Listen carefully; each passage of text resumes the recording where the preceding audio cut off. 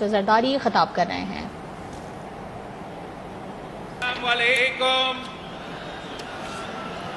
जिए भुट्टो। आज मुझे बहुत खुशी महसूस हो रहा है कि स्वात की सरजमीन पे खड़ा होकर पाकिस्तान पीपल्स पार्टी का चेयरमैन जिए भुट्टो का नारा लगा रहा है। आज डॉक्टर साहब पाकिस्तान पीपल्स पार्टी में बाकायदा शामिल हो रहा है, ये भी खुशी की बात है। डॉक्टर साहब मेरे साथ नेशनल असेंबली में पिछले हुकूमत में हम कॉलीग्स रहे हैं और मैं आपको बताना चाहूंगा कि आपने भी देखा होगा कि 4 साल जब वफाक में ये खान साहब का हुकूमत हम पे मुसल्लत था, तो अफसोस के साथ खान साहब अपने हुकूमत में वो जो पीटीआई के कारकुन अवामी थे, नजरियाती थे, सीरियस लोग थे, अपने इलाके अपने अवाम के लिए काम करवाना चाह रहे थे, उनके लिए ना पीटीआई में ना हुकूमत में स्पेस होता था। मगर वो लोग जो शोर करवाते थे, जो गाली देते थे, वो तो वजीर बन जाते थे, वो हर वक्त खान साहब के साथ होते थे, मगर इलाके अवाम सबको भूल जाते थे। और जो मुझे आपका डॉक्टर साहब का ये बात मुझे पसंद आया कि जब तकरीबन जो अक्सरियत पीटीआई कैबिनेट होते थे वो एक नॉन सीरियस एटीट्यूड के साथ पार्लियामान को और हुकूमत की जिम्मेदारी लेते थे, मगर ये आपका एक डॉक्टर हैदर साहब था, स्वात से ताल्लुक रखता था, नेशनल असेंबली में आपका नुमाइंदा था और 4 साल यहां के अवाम का नुमाइंदगी करता था। एक दफा मैंने ना कोई गाली सुना, ना इसको शोर मचाते हुए देखा, ना किताबें उठा के। और इसलिए मैं समझता हूं कि डॉक्टर साहब आप तो गलत पार्टी में थे। पाकिस्तान पीपल्स पार्टी वो जमात है जो ना गाली देते हैं, ना शोर चार करते हैं, हम तो अवाम की खिदमत करते हैं। और इसके सबसे बड़ा सबूत स्वात के अवाम दे सकते हैं। स्वात के अवाम आप हमारे गवाह हो। आपको मालूम है कि जब आप पे दहशतगर्दों और दहशतगर्दी मुसल्लत किया गया था और स्वात के अवाम बहादुरी के साथ उनका मुकाबला कर रहे थे, तो बाकी सियासी जमातें खामोश थे। मगर एक नहत्ती लड़की ने रावलपिंडी में खिताब की थी कि स्वात से कुछ लोग पाकिस्तान का झंडा उतारना चाहते हैं, तो शहीद मोहतरमा बेनजीर भुट्टो ने कही थी कि वो स्वात में पाकिस्तान का झंडा लहराएगी। और स्वात की आवाम की तरह, स्वात के बहादुर और गयूर आवाम की तरह शहीद मोहतरमा बेनजीर भुट्टो भी इन दहशतगर्दों से, इन इंतहा पसंदों से कभी नहीं डरी। वो आंखों में आंखें डालकर बात करती थी, अपना अवाम के लिए, अपने मुल्क के लिए शहादत भी कबूल की थी। जब हमने हुकूमत संभाला, जब हम हुकूमत संभाला तो हमने ये फैसला किया कि स्वात हो, वजीरिस्तान हो या पाकिस्तान में जहां भी ये दहशतगर्द, ये इंतहा पसंद बसते हो जो पाकिस्तान के अवाम के खून के साथ होली खेल रहे थे, हमने फैसला किया, पीपल्स पार्टी ने यह फैसला किया कि ये शहीद मोहतरमा बेनजीर भुट्टो ने वादा की थी तो हम इन दहशतगर्दों से लड़ेंगे, इनका मुकाबला करेंगे और हम अमन कायम करके स्वात को, पख्तूनख्वा को, पूरा पाकिस्तान को बहाल करेंगे।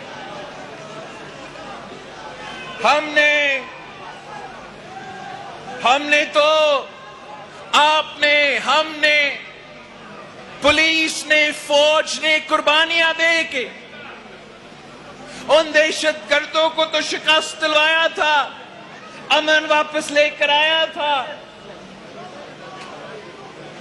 मगर जो सिलेक्टेड हम पे मुसल्लत किया था, वो जाते जाते जो नुकसान कर दिया है, जाते जाते उसने वो तमाम दहशतगर्द जो आपकी लड़ाई की वजह से, आपकी बहादुरी की वजह से, वो जो तमाम दहशतगर्द अफगानिस्तान भाग चुके थे, उनको खान साहब ने वापस भी करवाया और यहां भी आबाद करवाया। और एक बार फिर दहशतगर्दी का खतरा मौजूद है।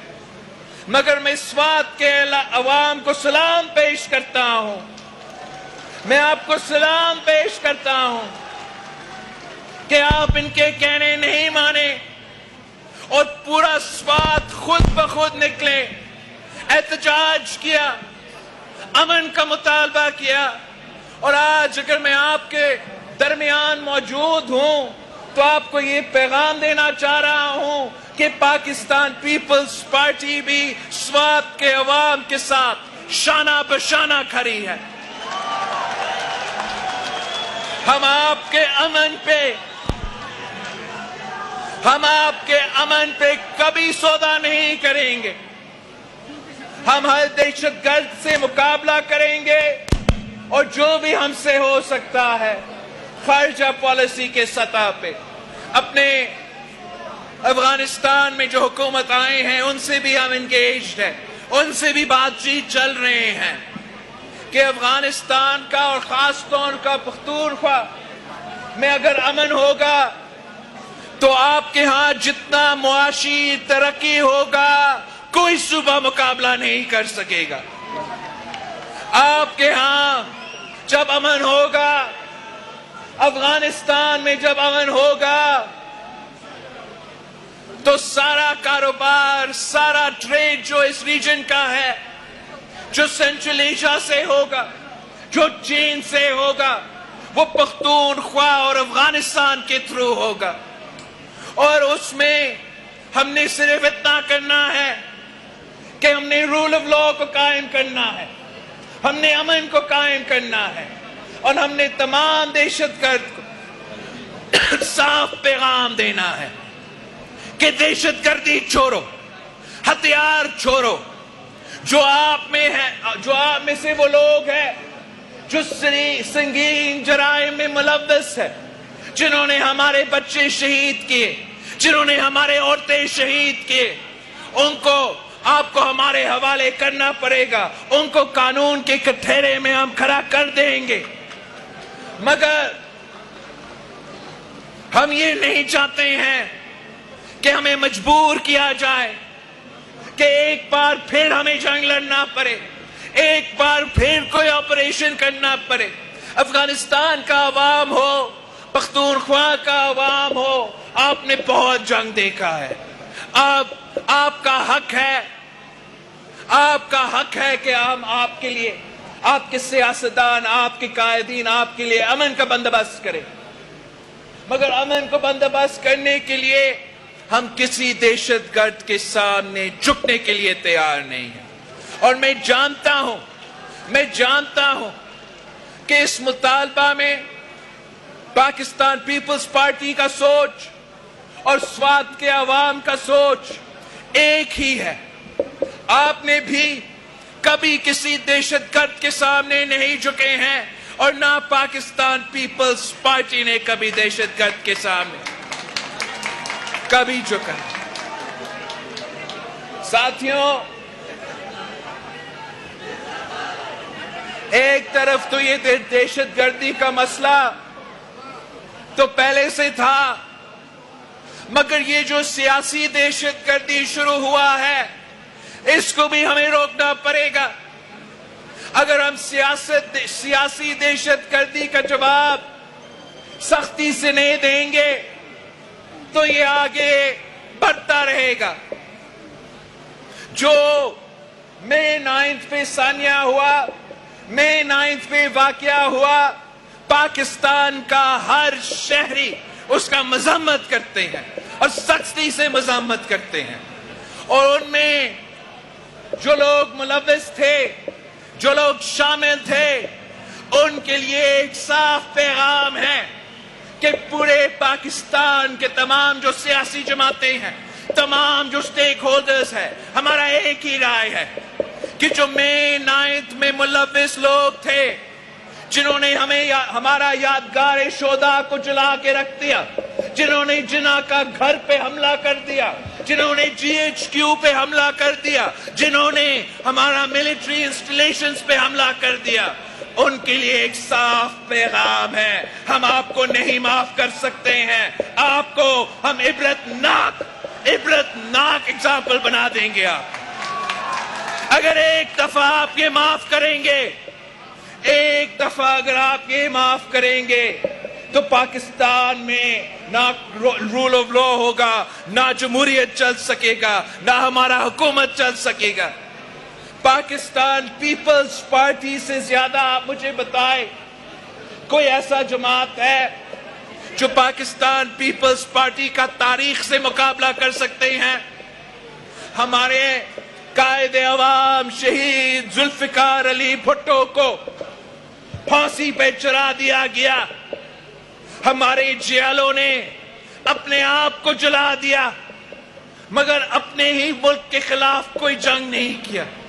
हमारे कारकुन ने पुरअमन एहतजाज किया। शहीद मोहतरमा बेनजीर भुट्टो जब 1986 में लाहौर पहुंची तो वो दुनिया का सबसे बड़ा इस्तकबाल आज तक किसी सियासी लीडर के लिए अगर हुआ है तो लाहौर का 1986 का जो शहीद मोहतरमा बेनजीर भुट्टो का इस्तकबाल हुई। उस वक्त अगर शहीद मोहतरमा बेनजीर भुट्टो चाहती तो वो जियाउल हक के घर पे हमला कर सकती थी, वो रावलपिंडी पे हमला कर सकती थी, वो भी को कमांडर हाउसेस पे हमला कर सकती थी, मगर शहीद मोहतरमा बेनजीर भुट्टो मुहिब्बे वतन पाकिस्तानी थी। जितना भी जुल्म हमारे साथ हुआ होगा, हमने कभी इस किस्म का हरकत नहीं की। हमने हमेशा एक ही नारा लगाया है कि जमहूरियत हमारा इंतकाम है।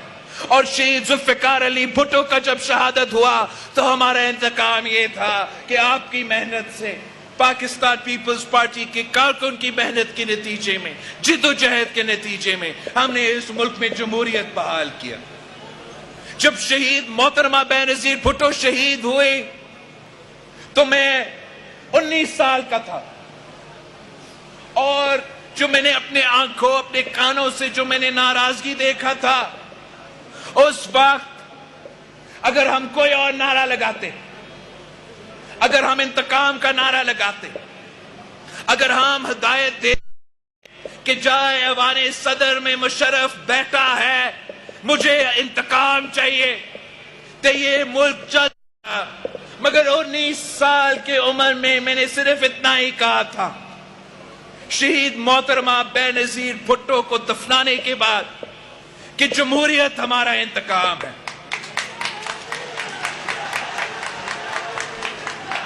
हम पुरअमन जमात है, हमने हमेशा पुरअमन सियासत की है। और ये जो पालतू सियासतदान थे, जो कठपुतली थे, जो सिलेक्टेड थे, जो 30 साल किसी अंपायर की उंगली की वजह से सियासत में थे, उनके साथ तो कुछ हुआ ही नहीं था। उनको अदम एतमाद से निकाला गया, अदम एतमाद से निकाला गया। एक नैब का केस और एक रात जेल में गुजारने की वजह से इन्होंने ऐलाने जंग अपने कारकुन को कमांडर हाउस पे, GHQ पे हिदायत साजिश के तहत हमला करवाए थे। और अगर हम इनको कानून में और कानून के कटारे में खड़ा नहीं करेंगे तो फिर मुल्क का नुकसान होगा, और ना मैं ना आप इस मुल्क का, पाकिस्तान का नुकसान बर्दाश्त कर सकते हैं। तो पाकिस्तान पीपल्स पार्टी, चाहे वो दहशतगर्द हो या सियासी दहशतगर्द हो, हम समझते हैं कि इनके खिलाफ सख्त एक्शन लेना चाहिए।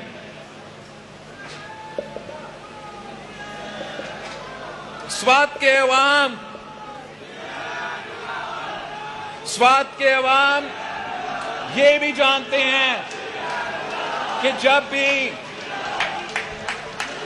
भी आम आदमी का ख्याल रखा गया, गरीब आदमी का ख्याल रखा गया, तो वो पाकिस्तान पीपल्स पार्टी के दौर में ख्याल रखा गया। डॉक्टर साहब हमें बता रहा था कि ये शहीद जुल्फिकार अली भुट्टो के दौर था जब आपको अपना मालिकाना हकूक मिले, और ये सिलेक्टेड का दौर था जब आपसे आपका मालिकाना हकूक छीना गया। ये शहीद जुल्फिकार अली भुट्टो का दौर था जब आपको टैक्स रिलीफ मिला। ये शहीद मोहतरमा बेनजीर भुट्टो और शहीद जुल्फिकार अली भुट्टो का दौर थे जब यहाँ के अवाम, पूरे पाकिस्तान के अवाम को रोजगार दिए गए। कायदे अवाम के बारे में कहा जाता था कि कायदे अवाम ना सिर्फ यहाँ पाकिस्तान में रोजगार दिलवाता था, मगर यहाँ के नौजवानों को मुफ्त पासपोर्ट दिलवा के बाहर मिडिल ईस्ट में और यूरोप में भी रोजगार का बंदोबस्त करता था। शहीद मोहतरमा बेनजीर भुट्टो के दौर में भी यह आम थी। हमारा नारा था कि बेनजीर आएगी तो रोजगार लाएगी, और ये शहीद मोहतरमा बेनजीर भुट्टो और पाकिस्तान पीपल्स पार्टी ने हर दौर में साबित किया है कि पाकिस्तान पीपल्स पार्टी ना सिर्फ रोजगार दिलवाती है मगर मईशत का ऐसी सूरत हाल बनाते हैं ताकि रोजगार के मौके नौजवान को मिले। सदर जरदारी का दौर में भी यही आपने सदर जरदारी का दौर भी देखा, आपने मियां नवाज शरीफ साहब का दौर भी देखा, आपने ये इमरान का दौर भी देखा। अब आपसे मैं पूछता हूं, क्या पीपल्स पार्टी के दौर में आपको ज्यादा रोजगार मिला, या मियां साहब के दौर में ज्यादा रोजगार मिला, या खान साहब का दौर में ज्यादा रोजगार मिला? यहाँ के नौजवान को भी मालूम है, बुजुर्ग को भी मालूम है कि रोजगार के मौके पाकिस्तान पीपल्स पार्टी दिलवाता है। वो जो कप्तान था वो तो रोजगार छीनता था।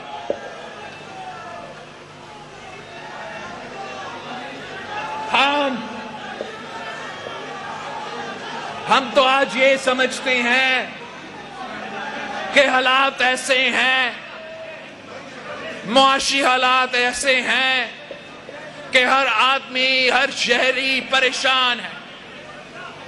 और हम समझते हैं, पाकिस्तान पीपल्स पार्टी समझता है कि हमारा मंशूर, कायदे अवाम शहीद जुल्फिकार अली भुट्टो का मंशूर, हमारा सारे मुआशी मसाइल का हल उस कायदे अवाम शहीद जुल्फिकार अली भुट्टो का मंशूर में मौजूद है। इसलिए कायदे अवाम आम आदमी को हक दिलवाने की बात करता था, मजदूर, मेहनत कश किसान का बात करता था, नौजवान का बात करता था, हर तबका का ख्याल रखता था।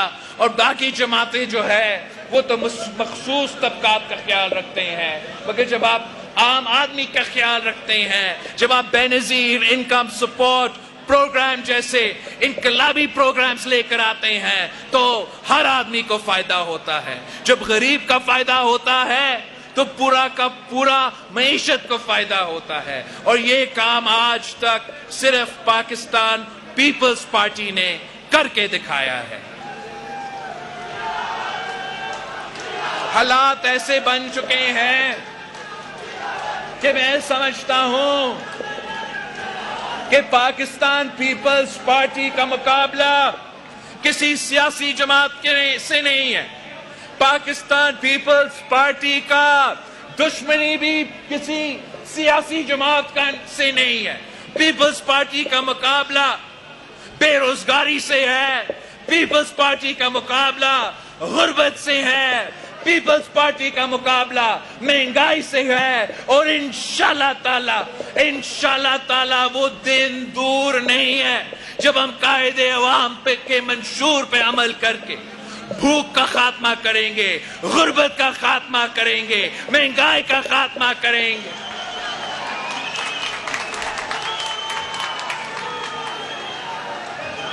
इस जिदोजहद में मुझे आपके साथ चाहिए।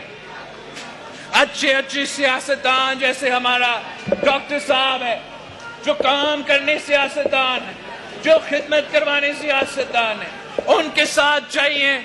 और आप जैसे नौजवान, आप जैसे साथी अगर मेरे साथ हो तो इंशाल्लाह ताला पाकिस्तान का कोई ऐसा मसला नहीं है जिसका हल हम नहीं निकाल सकते। मैं समझता हूं अब वक्त आ गया है कि नौजवानों को मौका देना चाहिए। हमने तो इन बुजुर्गों को बहुत देखा है और मैं मानता हूं कि ये 30 साल में इन्होंने जरूर अपना मुल्क का खिदमत किया होगा। मगर अब पाकिस्तान का अक्सरियत जो पॉपुलेशन है वो नौजवान है। और आप अगर नौजवान को मौका मिलता है तो नौजवान आपको रिजल्ट्स भी दिलवा सकते हैं। 14 महीनों में आप देखें, आप हमारा फॉरेन ऑफिस की वो सारे तस्वीरें देखें, इतने सारे बुजुर्ग वजीर खारजा उन्होंने हमसे पहले लगाए थे। 14 महीना के अंदर ही अंदर एक नौजवान वजीर खारजा ने वो काम करके दिखाया है।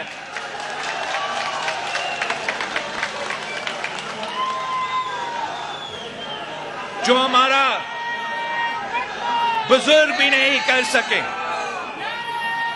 और मैं समझता हूं, मैंने पूरी दुनिया को देखा है, खास तौर पे ये 14 महीनों में मैंने ये इतने सारे ममालिक में गया हूं और मैंने देखा है, हर जगह देखा है कि कितना पोटेंशियल है और कितना दुनिया आपके साथ चलने के लिए तैयार है। कभी कोई उठता है और कहता है कि अमेरिकी साजिश, तो कभी कोई उठ के कहता है कि कोई और साजिश। मैं सच आपको बताऊं, कोई साजिश नहीं है। नालायकी, नाकामी, सारे के सारे वो हमारे मसले हैं। दुनिया तो आपके हाथ में हाथ मिलाने के लिए तैयार है। दुनिया जब आपके सैलाब आया था तो हमें लोग कहते थे कि दुनिया आपके साथ खड़ा नहीं होंगे, वो तो रूस और यूक्रेन की जंग में मुलविस है, बिजी है, मसरूफ है, सारे वसाइल वहां लगे हुए हैं।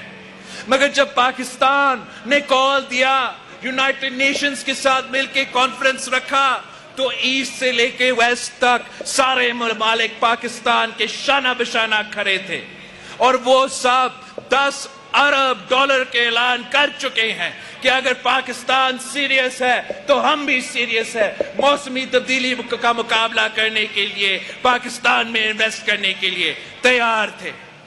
मैं आपको क्या बताऊं, इतना पोटेंशियल है पाकिस्तान के अवाम के लिए, खास तौर पे पाकिस्तान के नौजवानों के लिए, जिनके पास तालीम है और जिनके पास तालीम नहीं भी है, दोनों के लिए दुनिया भर में आपके लिए अपॉर्चुनिटीज है। कुछ से आपका काम करवा दे तो दुनिया में नौजवानों की जरूरत है।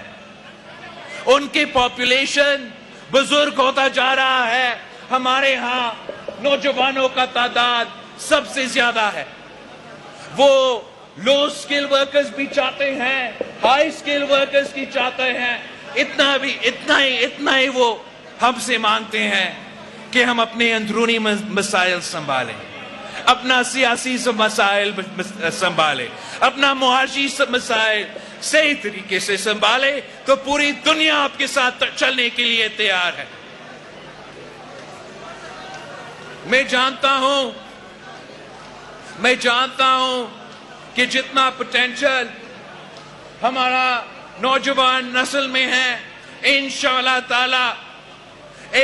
ताला हम मिलके मेहनत करेंगे, हम मिलके जिद्दोजहद करेंगे और इंशाअल्लाह ताला हमारा बुजुर्गों को हम दिखाएंगे कि जब नौजवान को मौका मिलता है तो नौजवान काम करके दिखाता है।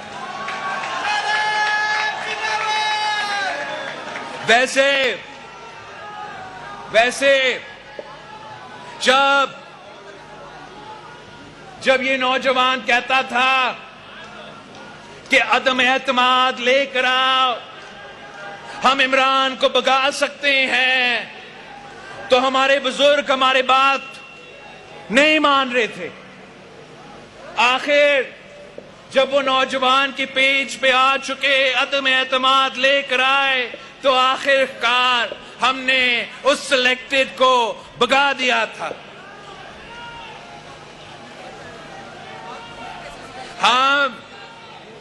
हम आज भी समझते हैं कि हिम्मत पकड़े। अगर आप इलेक्शन से भाग रहे हो तो कोई इलेक्शन नहीं जीत सकता। इलेक्शन के लिए तैयारी पकड़े। पाकिस्तान पीपल्स पार्टी इलेक्शन के लिए तैयार है। हम समझते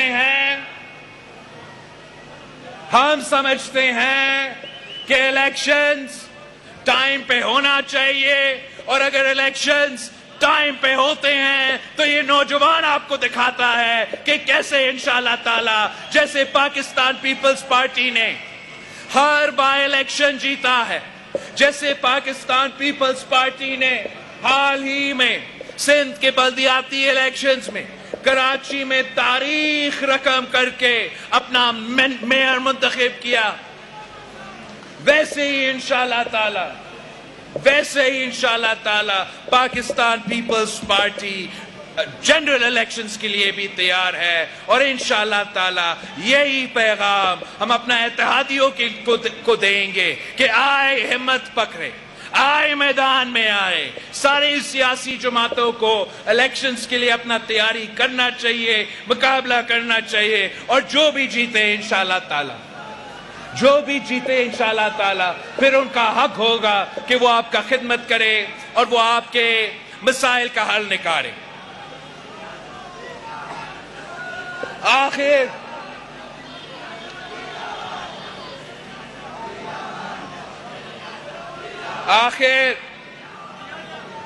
आखिर में बजट पे आना चाहूंगा।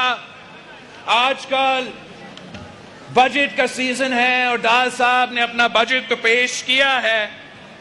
कल पाकिस्तान पीपल्स पार्टी ने अपना हाई लेवल कमेटी वजीर आजम साहब और वजीर आजम की टीम के पास भेजा था कि आपके बजट जिस तरीके से पेश किया गया है, इसमें पाकिस्तान पीपल्स पार्टी का कम इनपुट है और खास तौर पे जहां तक सैलाब मुतासरीन की बात है, जहां तक मौसमी तब्दीली की बात है, अब स्वात के अवाम से पूछे, अब सिंध के अवाम से पूछे, अब बलूचिस्तान के अवाम से पूछे, अब जुनूबी पंजाब के अवाम से पूछे कि हमारे लिए जो पिछले साल जो सैलाब आया था, पूरी दुनिया ने तो पाकिस्तान से वादा किया कि वो हमारे मदद करने के लिए तैयार है, मगर साथ साथ वफाकी हुकूमत ने भी वादा किया, दुनिया से वादा किया कि जो पैसा आप इकट्ठा करते हो हम उसको मैच करेंगे। फिर वफाकी हुकूमत ने सूबाई हुकूमतों से वादा किया कि जो पैसा आप सैलाब मुतासरीन पे या फ्लड की रिकंस्ट्रक्शन पे खर्च करते हैं हम उसको मैच करते हैं। तो मैं हैरान हुआ जब मैं बजट पढ़ रहा था तो ना आपके लिए ना किसी सूबा के लिए वफाकी हुकूमत ने सैलाब के मुताबिक, सैलाब मुतासरीन के मुताबिक जो फंड्स रखने चाहिए थे वो मौजूद नहीं है। तो मैंने अपना पार्टी को कहा है कि जाए, हम इत्तेहादी जमात है, हम बराबरी पे यकीन रखते हैं और ये मेरा मसला नहीं है, ये किसी एक आदमी का मसला नहीं है, ये पूरा मुल्क का मसला है। तो नून लीग वालों से जाके बात करें और उनको समझाए कि जरूरी है कि हम सैलाब मुतासरीन को मदद करने के लिए और मुआशी तरक्की के लिए भी जरूरी है कि सैलाब मुतासरीन के लिए हमारा बजट में पैसा मौजूद हो। वैसे वजीर आजम साहब का नीयत पे मेरा कोई शक नहीं है। वजीर आजम साहब ने खुद अपने आंखों से, चाहे वो स्वात हो, चाहे वो सिंध हो, चाहे वो बलूचिस्तान हो, अपने आंखों से वो तबाही देखा है। मगर मैं वजीर आजम साहब से रिक्वेस्ट करूंगा कि उनकी टीम में वो जो लोग हैं जो वजीर आजम के जो वादे हैं वो पूरे नहीं करवा रहे हैं, उनसे वजीर आजम को हिसाब लेना चाहिए। वजीर आजम इस मुल्क का वजीर आजम है, इस इत्तेहाद का वजीर आजम है और जो वादा चाहे हम दुनिया से करते हैं या सूबे से करते हैं या हम सबके वादे होते हैं और हमें पूरा करना पड़ेगा। और अगर मुस्लिम लीग ये चाहता है कि पाकिस्तान पीपल्स पार्टी भी इस बजट पे वोट डाले तो सैलाब मुतासरीन के फ्लड रिकंस्ट्रक्शन के खर्चे के बगैर ये हो नहीं सकता। और हम उम्मीद रखते हैं कि हमारे जो मुतालबात है, हमारे जो एतराज है इस बजट पे जल्द ही डार साहब और बाकी जो उनकी टीम है हमारे एतराजात को वो दूर करेंगे ताकि वो रिसोर्सेज मौजूद हो कि उनसे जो इतने अज़ीन 1/3 पाकिस्तान का सरजमीन पानी में डूबा हुआ था, पूरी दुनिया में, यूनाइटेड नेशंस में, सारे मीडिया से हमारा वजीर आजम ने दुनिया से बताया है कि इतना तबाही हुआ है और हमारा 4-4F क्लाइमेट स्ट्रेटजी है और हम पाकिस्तान में अब क्लाइमेट का इनकलाब लेकर आएंगे और इस क्लाइमेट के इनकलाब के थ्रू मुआशी तरक्की भी होगा। तो ये मुमकिन नहीं है कि वजीर आजम कोई और बात करे और बजट में कोई और बात लिखा हो। इंशाअल्लाह ताला हमारा मसाइल एड्रेस होंगे, हम इससे आगे बढ़ेंगे और इलेक्शंस की तरफ बढ़ेंगे। एक बार फिर मैं खास तौर पे स्वात के अवाम का शुक्रगुजार हूँ, डॉक्टर साहब को खुशामदीद कहता हूँ और आप सब से रिक्वेस्ट करता हूँ कि कल के लिए इंतजार ही ना करें, आप आज से पाकिस्तान पीपल्स पार्टी का जनरल इलेक्शन का कैंपेन शुरू कर दे। मैं तैयार हूं। और वक्त आ गया है कि हम सब मिल के शहीद भुट्टो का और शहीद मोहतरमा बेनजीर भुट्टो के नामुकम्मल मिशन को मिल के मुकम्मल करें। नारे भुट्टो।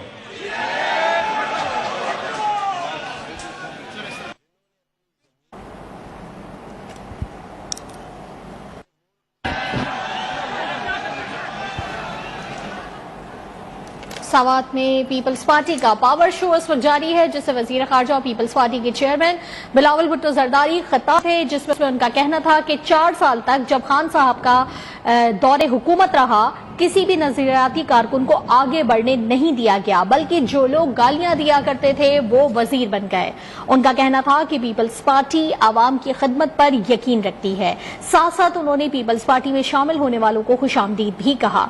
उनका कहना था कि आज पीपल्स पार्टी का चेयरमैन सवात में जीए भुट्टो का नारा लगा रहा है। बिलावल भुट्टो जरदारी ने कहा कि दहशतगर्दों से लड़ने का फैसला किया है। बेनजीर भुट्टो ने हमेशा दहशतगर्दों की आंख में आंख डालकर बात की। उनका कहना था कि रोजगार के मौके सबसे ज्यादा पीपल्स पार्टी के दौर में मिले।